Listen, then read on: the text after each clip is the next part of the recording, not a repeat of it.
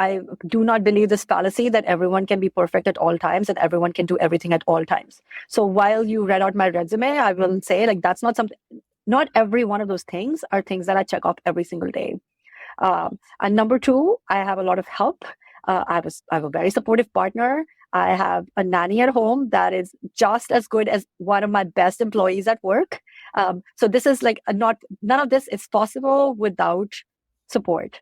I do set very aggressive boundaries. And so when people say, how do you have this intense job of being a mom? To me, actually being a mom makes it easier.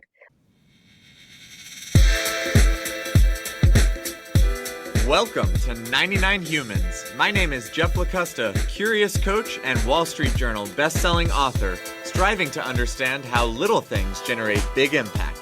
And I'm Nadia, Carta, tech executive and lifestyle coach with a mission to transform lives and corporations by kindling hearts to generate a zeal for life. Each week, we investigate stories about the human side of leadership to re-energize your spirit and help you become a stronger leader. Because the reality is that leadership is messy, goofy, challenging, but always human. Thanks for spending time with us today. Let's dive in. Well, I have recently left Google about 5 months ago to write professionally. So I'm now a full-time Congratulations. author. I've written lots of books before this, but always been a dream to do it full-time. So living the author life over here in Atlanta, Georgia. It is the dream for many people. So I'm so proud of you for really doing that for yourself. I've always wanted to write children's books. And like hypothetically, like at somewhere in my future, maybe that's meant for me. But I'm really proud of you for going after your dream. That's amazing. Congratulations. I love it. Thank you. And I know if you want to make it happen, you'll make it happen because you juggle a lot of different, hats in your life. So when the time is right, if you want to write a children's book, definitely let's chat. But I believe that you'll get it done. Thank you. Yeah, that's another story for another life stage, I think. But Nadia asked you a good question to start, but just because we jumped right into it, I do want to say we all crossed paths at Google. But from a professional introduction, maybe, it's important to also note that you are an incredible woman who is the mom of 5-year-olds. We talked a little bit about your husband and how you've moved across the country and travel everywhere. That is through personal enjoyment, but also in your current role, working with TikTok for monetization. You're also an investor in a lot of AI companies and a board member for the New York Foundling, which works with vulnerable children. So incredible resume, which makes you such a great person to interview. A, because we're friends, and so we already know you as a human being. That's right.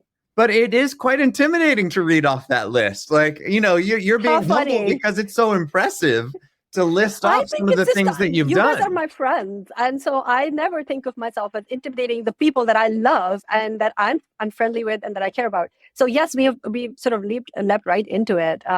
But yeah, I juggle a lot of hats because I very much enjoy being a person who can split from one idea to another. I hate being put in a box. I'm happy to zoom all the way back out and like tell you all about what these decisions are and why I made them. But yeah, we all know each other from Google.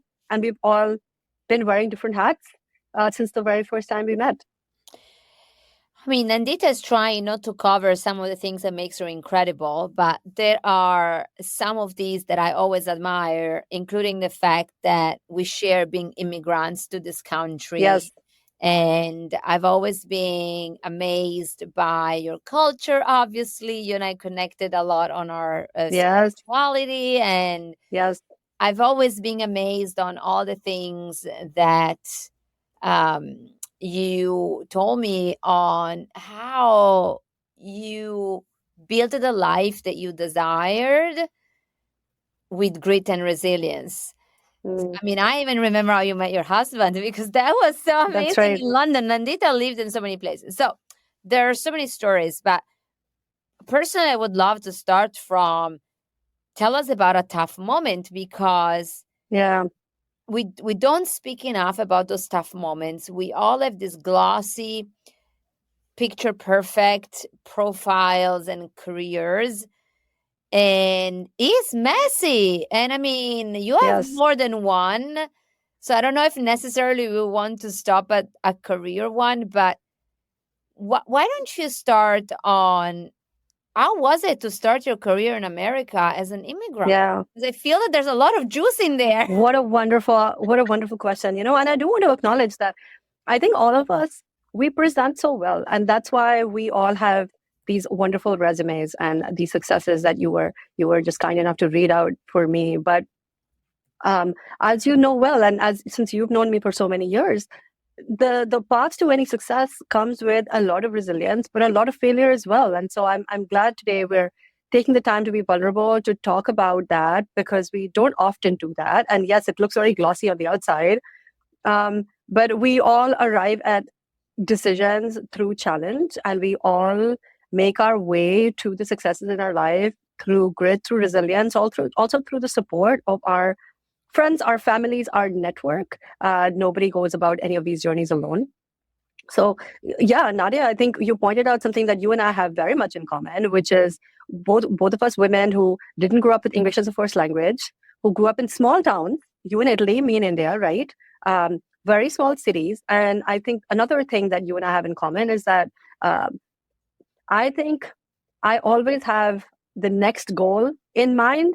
And it's only when you look back that all of those goals start to connect in a way that feels like a seamless story. But when you start, or anywhere along the way, it doesn't feel like there's a consistent path here. It just feels like you're picking the next challenge and you're kind of going after it. And then you climb a mountain and then you can see further. And then you're like, oh, I know what other people can do. And if other people can do it, so can I. And I think we find inspiration in others. And I'm glad we're having this conversation, because I think there's something unique about finding inspiration with people with some commonality, either it's immigrants or people who have who are women, or just like people of color, or the various commonalities that we all find between each other as human beings, or just, hey, we were all colleagues at Google and look at our different paths now.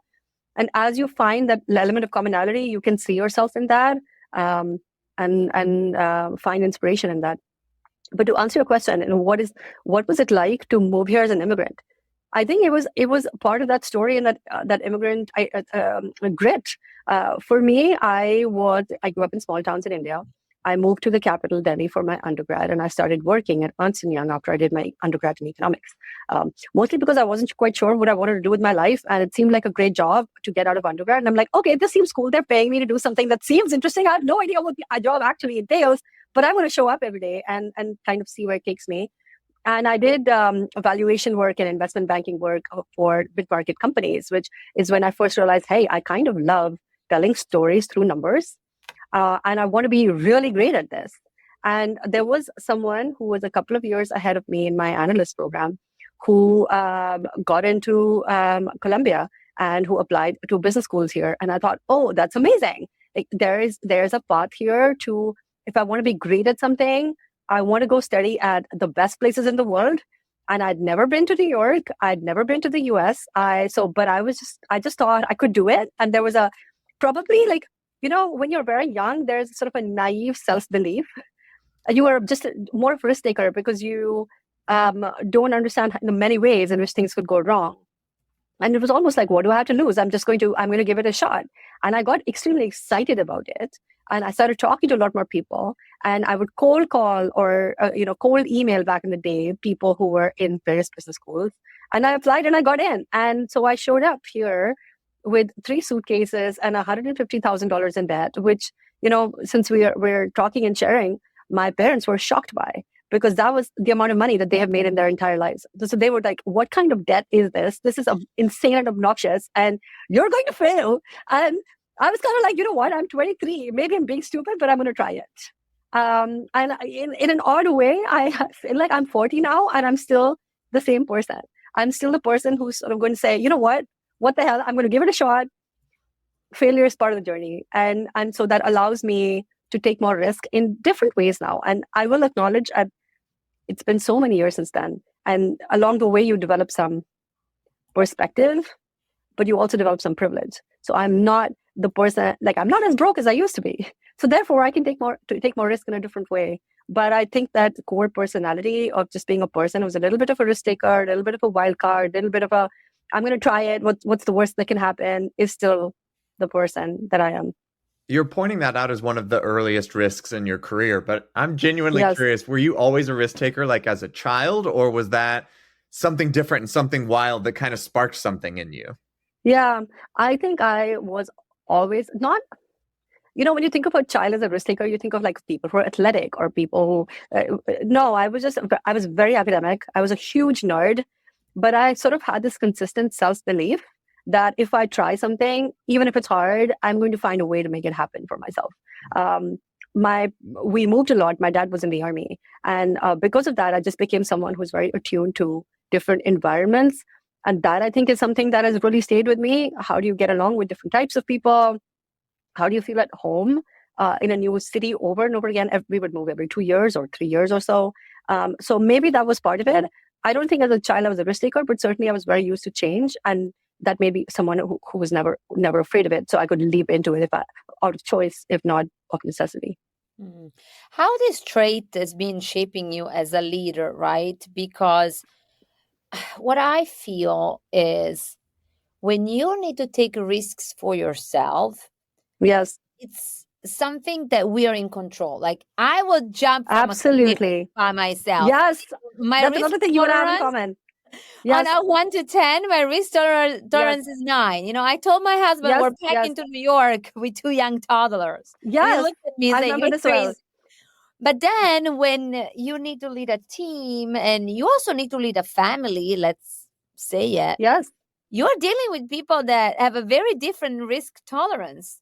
Absolutely. So what do you do then? How do you manage? Such a wonderful question. And, I find that all you and I, and then especially recently. So my career in tech, I think I probably chose to be in tech because of the constant level of change. And I found that almost enthralling. So it spoke to me.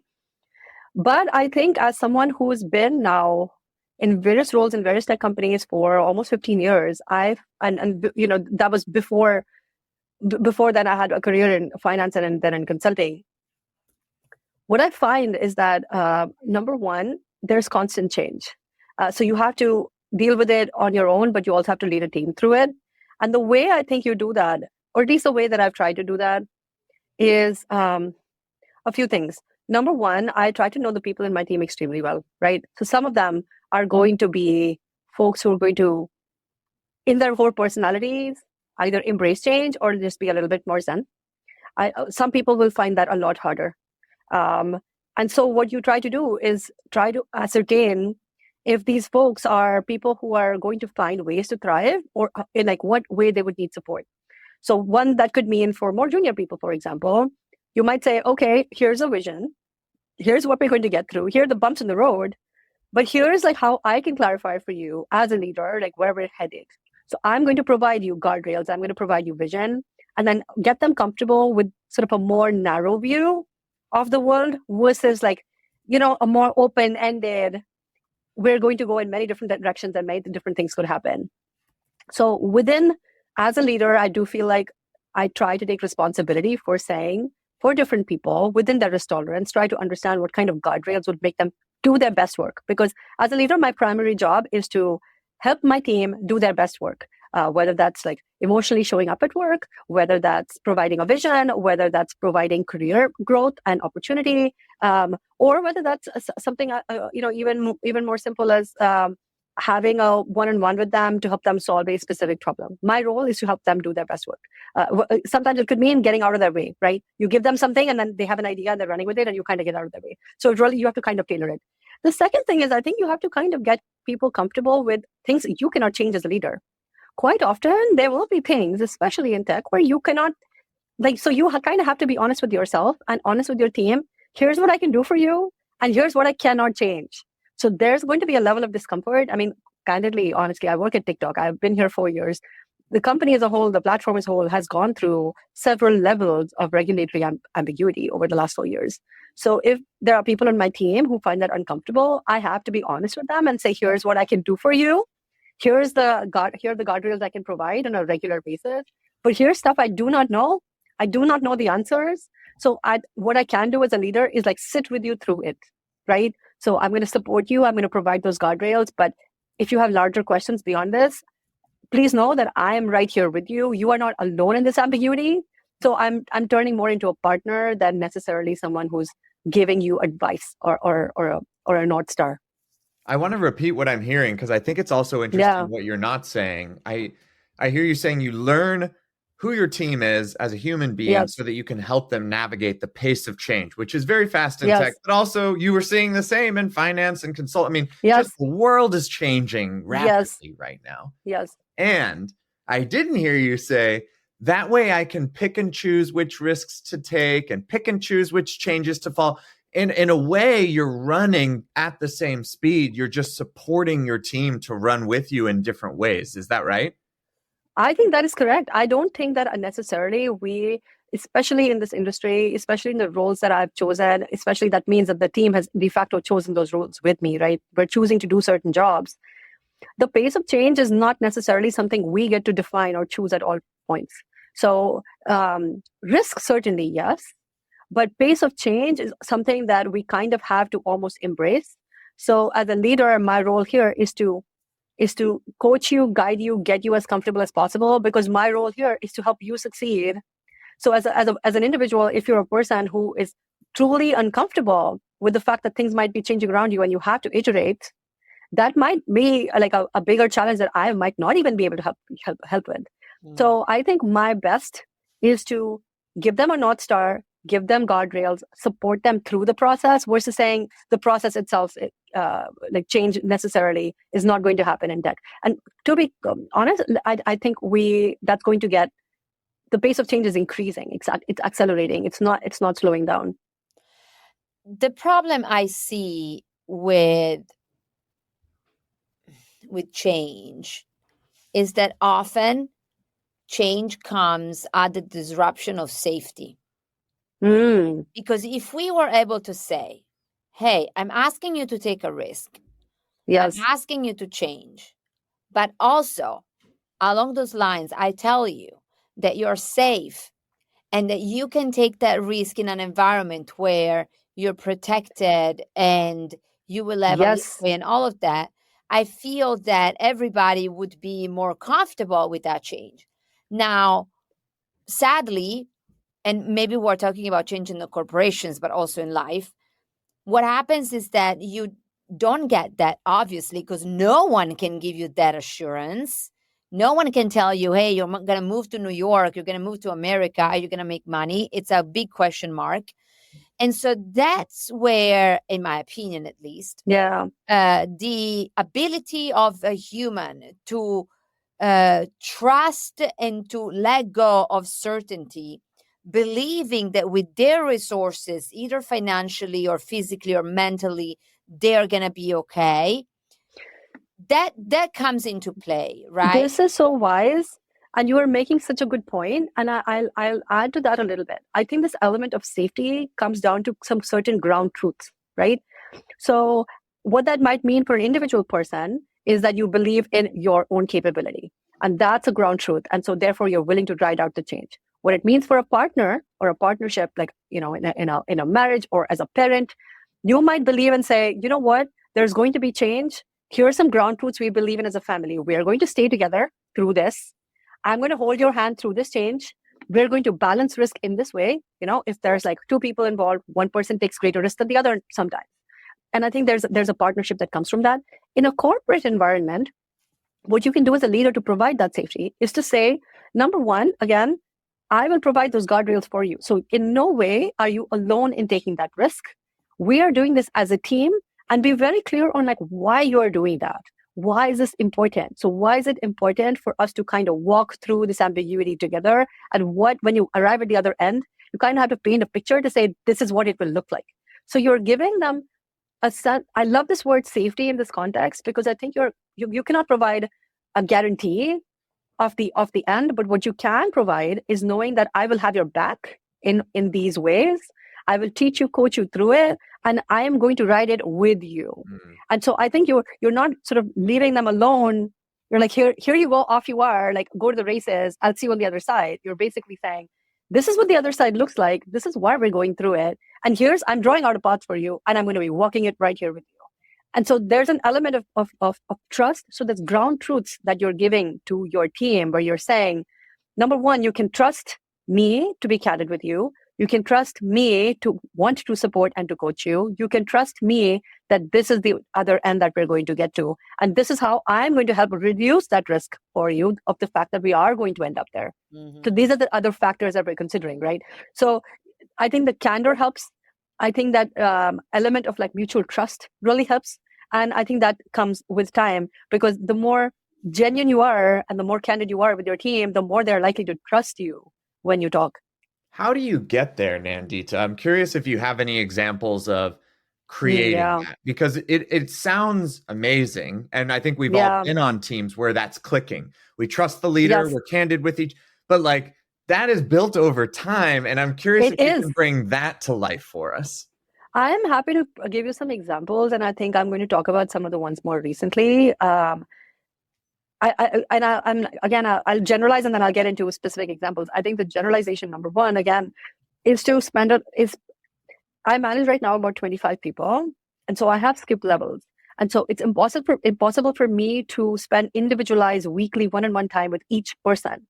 But what I think is really important to do is in my team meetings, for example, I will be very repetitive about what the other end looks like, right? Like, here's what we're trying to get to. Here's how it's tied to company goals. Here's why all of the stuff that we are making you do or you're having to do, or like these are the goals that you're setting for yourself. This is how it ties to this greater goal that we all have. So it's sort of creating that sense of commitment that is very mutual and very shared. And you have to be repetitive about that, especially in a moment of change. You kind of have to be very consistent about what you're trying to achieve together.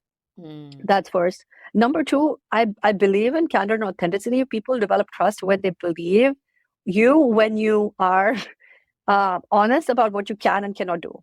So I think telling people honestly sometimes, like, hey, I cannot control X. These are the things that are happening with cross-functional leaders. Here's what's happening with regulation. Like, I cannot control this. So I'm not pretending to be an all-knowing, all-powerful person. And that is a more authentic way to live life, right? So I'm going to say, here's how I'm navigating it. Here's how I want to support you in navigating it. Let's have an open dialogue.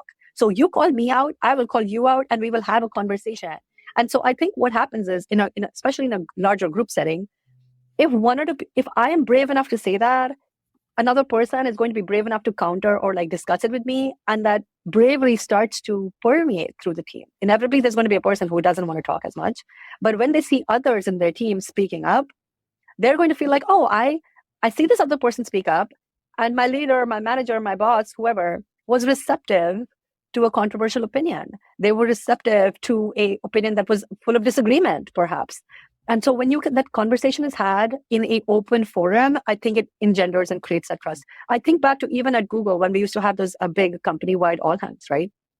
Where people would go up to a mic and ask difficult questions. And the more authenticity that you should display in those moments, I think that engenders trust over time. And frankly, I think that buys you time as a leadership team to come up with something that can resolve a problem when you own that. And I think then thirdly is also like my team is not that large. So even though I don't meet them weekly, I have office hours on my calendar.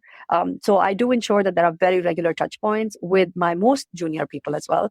I think some of them can be much more open in one-on-one. When you get to know people as people, then you can understand if they have externalities. Like some people might be saying, oh, I'm really worried about losing my job. I have a family that I support. I'm worried about healthcare. Once you have that color, you can calibrate your response to an individual person once you see them as individual people versus like a block, right? Yeah. I mean, Nandeeta, hearing you laying it out so linearly, it looks like super easy by the manual to achieve. It's not. I'm like, okay, I tell my team the end goal. And then I'm like, and then emotions happen. And then that person gets upset because someone did this thing. And then somebody else is like, oh, I don't feel that confident. So what do we do when all of our MBA education goes out of the window? It goes out the window. Yeah. And we have to deal with emotions, people under delivering, and all that happens in the real world, the messiness. I think one really important thing is that we are not talking about is how you manage your own emotions as a manager, right? Yes. And I think you cannot show up for your team if you're not calibrated. Nadia, in a way, I mean, I know you're a parent. So you get it. Our kids are also similar ages. If as a parent or a leader or a manager, you are not able to calibrate and regulate your own emotions, it's going to show up. It's not going to show up in healthy ways. So I think, honestly, even before I answer your specific question about like my team's emotions, I think it's really, I have to first center my own, because I cannot show up for anyone else if I am discombobulated. So yeah, was there I think a time you learned that, Nandeeta? Because yes, oh my gosh, like, wait, so it's interesting to be again. like, oh shit, I kind of didn't there, and now I can see what happened. And so much of this is about your core personality. Like, I think I'm, I talk fast. I can be an intense person when there's a lot of pressure. In Google parlance, and those colors, you remember those colors exercises that we did? I turn red, which means I'm like very action oriented. I can be very brusque or without intending to be. I can be very directive without necessarily intending to be, but because I'm in problem solving mode. And so certainly that has happened. I remember, so there was a point when I was trying to build out my team here at TikTok, and I was building out my team after a consequence of a reorg. So we were building a new team from scratch that was solving a specific problem in North America. And part of the sales team was reorged into this new org that we were constructing, sort of a more technical sales team. So I had 17 ICs that I'd never seen before. They didn't know who I was, like, beyond someone whose headshot they've seen. And I have to get to know these people, train them to do a completely different job, and then hire managers who would get layered under. So I was very much, so how did I learn? Personally, you learn about all of this stuff over and over again. I don't think there's this one moment and suddenly you're a magically better leader. Changed the next day. No, like changed. Everything is fantastic and you're a whole different human. No. But I think what I realized was that I spent so much time trying to problem solve for them that I was not taking enough time to get to know them and to address like their very human emotions around, I don't know who this woman is. Like, I don't know what she's going to do. What is the purpose of this new work? Why have I been reorged? I'm on maternity leave. There was a person on my team who was I'm on maternity leave. Like, so I texted her saying, hey, I know you're on leave. We're going to, so she would have heard of the reorg. I'm a new manager. Don't worry about it. We will talk about it in 3 months when you're back. But she completely freaked out and she wanted a call during her leave. And I didn't really know how to address that because I wanted to be very respectful of her personal time. But I also wanted to support her if she was getting anxious about a work-related situation while she was on leave. So that's sort of one example where I felt like I had to calibrate, like, what should I do to respond to this person? There was another person who said, I'm on a fantastic trajectory. I've been getting amazing ratings. I was up for promo and now I've been reorged. And so the expectations are totally different. I want to get paid more. So, hey, new boss, what are you going to do for me? So, I'm like very genuine, very legitimate situations. And what I realized was after like about a month and a half of trying to set up a team vision and do an offsite, I finally was like, time out. You all are going to come home. So in my apartment in New York, I have a rooftop, so I just basically ordered a bunch of pizzas, got a bunch of beer and like Coke. And I said, we're all just going to hang out and not talk about work for a few hours. Not everybody showed up because they were, I think maybe also like sort of like, I don't know if I want to go to this person's house, but I now I do it once a quarter. It's a very chill. It's not, so it's intended for them to feel like I'm a person, you're a person, and we see each other as human beings. And so that was one moment of a lesson for me, but I've had several others. This is such a journey, but I do find it to be incredibly rewarding because when it works well, people spend so many hours of their day at work. And when they're seen as people, when they're doing their best work and then they feel accomplished and the fact that their work feels meaningful to them, that is incredibly rewarding to me. So it feels very worthwhile. It's also like a self-improvement exercise for me. Like I'm learning along the way and it's enriching. Can I double click 1 second on one thing you said? And I love everything that you described. In this show, we spoke about managers looking at themselves and leaders looking at themselves. I think probably only one time, very proactively. This was at the very, very beginning. I think we had Michael Kaplan that said, pay attention to you because that's when, that's what impacts everything else. And now you mentioned, this point about managers taking care of ourselves. And to be honest, we do that last because we are bombarded. This is like parents, the whole thing about putting your oxygen mask first, which was very common during the pandemic, but faded away very quickly. This idea that first you care about yourself and then others. Honestly, after the pandemic ended, I didn't hear about this anymore. No one is even talking about it. No one gives a shit. Like my calendar is exploding. And blowing even up. Today, I'm dealing with everybody on my back asking me even the most trivial stuff. And I'm like, can you just figure it out? But then I realized that we managers are the guilty ones often. And this is a very similar thing with parents, because we want to save others. We are the heroes. We want to remove the problems and we want to get it done. So we are implicitly complicit of our own drama. Absolutely. And dilemma. Absolutely. So how do we get out of this loop? I think for personally, just number one, acknowledging this exact fact, Nadia, because to answer your question earlier very specifically, I have been frustrated in meetings. Like I have felt overtired. I have felt burnt out. I have felt, so it comes out in my core personality. I start to get impatient. I start to get frustrated. I start to say things without necessarily like calibrating my tone. So it can be read poorly by other people and it can be unintentional, but I'm not calibrating myself. So that does not allow me to show up in my best self. So it's actually not supportive for my team. And so at that point, number one, I think it's really important to know your own triggers and to acknowledge, hey, I'm having a bad day. And, almost like treat yourself as a person who needs a manager in that moment. Be like, hey, you're having a bad day. You're being cranky. Like I find myself, for example, being reactive. If you were talking about pace of change, there's a lot coming at you. And I have found something quite simple as there's we've all been there. You wake up and there's like a 10 email thread and something is clearly blowing up. It could be with a client. It could be revenue related. So it's really important. And I remember clearly a few times, and this is my personal blind spot. I skimmed it. I made an assumption about what the problem was and I started solving a problem. If I had taken 10 more minutes to sit, literally 10 more minutes to sit on it, I would have had a more clear view of the problem versus making assumptions. I would have known which person on my team to go to. I might have given them 30 minutes to, during the weekday, have a chat about it. And then we would have come up with a more clear answer. Versus I woke up to these 10 emails. I added to the deluge of 10 emails, therefore extending the stress to other people as well, right? And so then you end up from a 10 thread email to a 25 thread email and there's no clarity. And all because you didn't give yourself 10 minutes to sit on it. So everyone has their own blind spots. This is mine.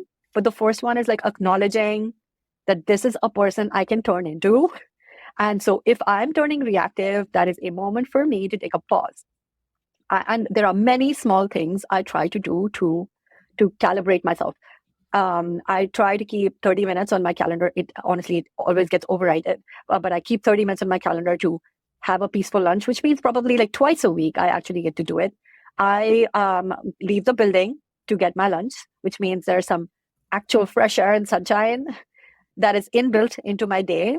I come into the office every single day because I find it helps me, but I also really love the commute. I have a very short commute, so I'm very lucky. But that commute time where I listen to music for 15, 20 minutes is my moment to switch on and switch off, right?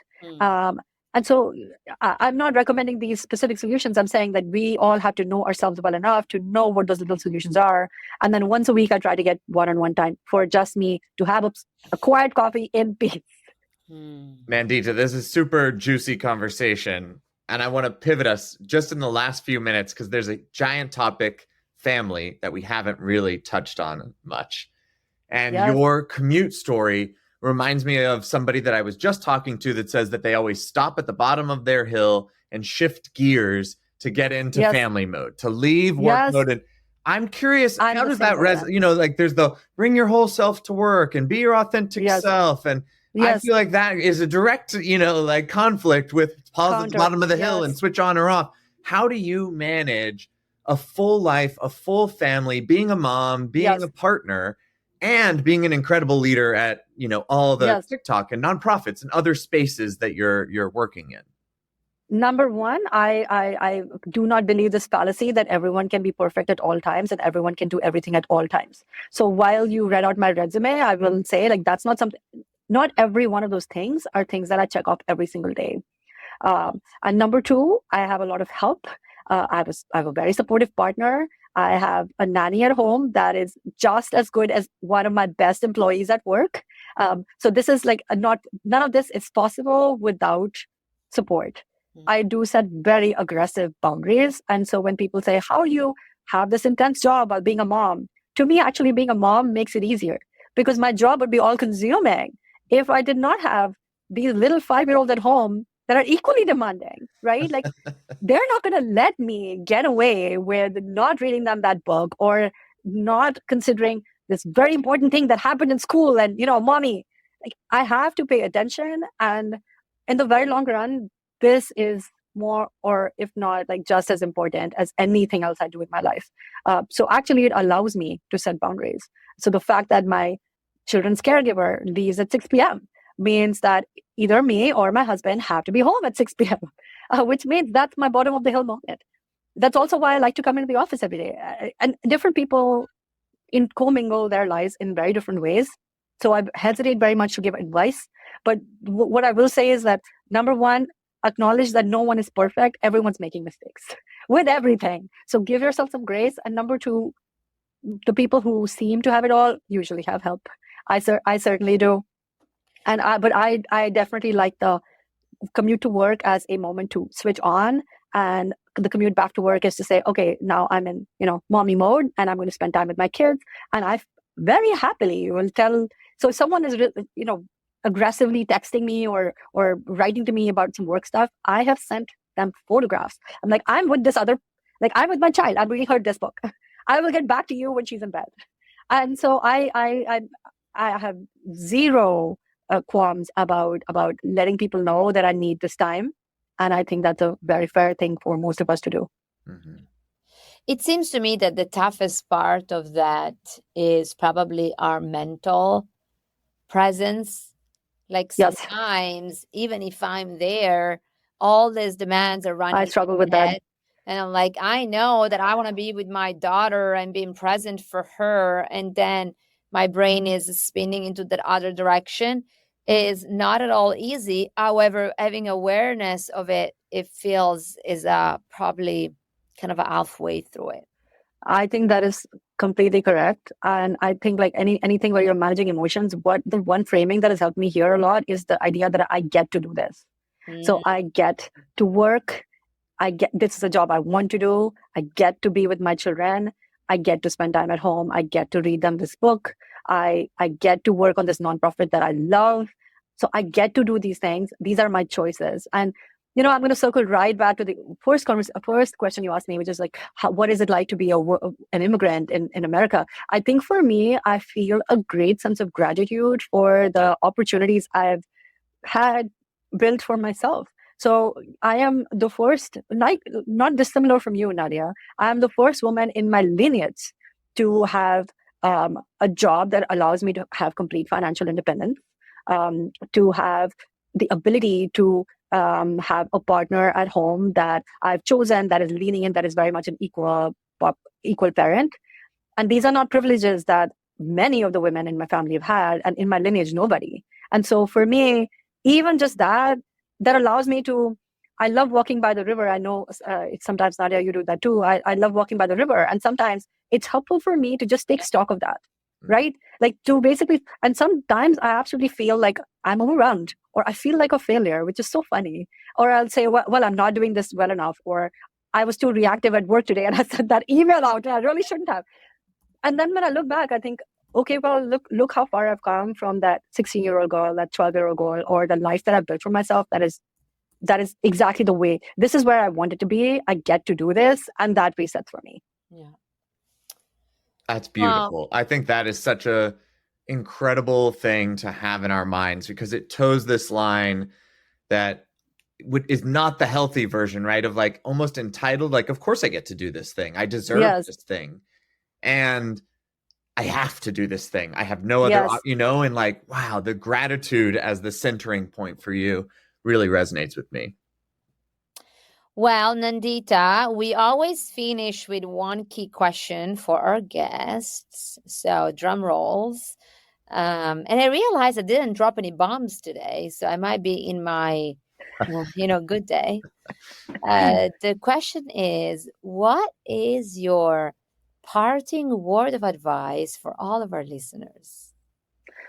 Wow, that's a big and heavy question. I think one of the things I try to practice, because I bet you most of your listeners are quite like us, that we have high standards for everything and for ourselves. I think one thing I try to do is really practice some grace. So grace for myself, grace for my family, grace for my team.